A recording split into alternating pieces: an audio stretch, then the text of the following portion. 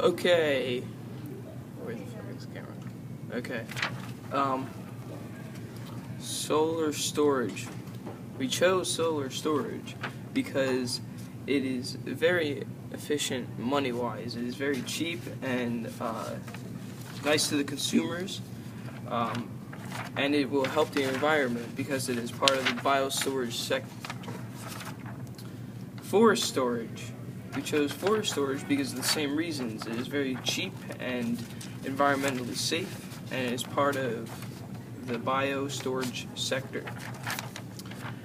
Biofuels. We chose biofuels because it's a happy medium between very cheap and very expensive, and it helps out the heating and direct fuel use and transportation-wise too. Some of its challenge might be biodiversity and competing land use too. Wind electricity. We chose wind electricity for similar reasons, including that it's like the happy medium between cheap and expensive, but it doesn't help out the transportation or heating and direct fuel use sectors, but it does help out the electricity production. Some of its challenges might be it won't be able to be in your backyard. Like it just won't be readily available everywhere. Like, you know, you'll have to have like wind turbine fields for it. Next is nuclear electricity. We chose nuclear electricity because same reasons for the wind electricity is the happy medium between the two prices, and it helps out the electricity production sector. Some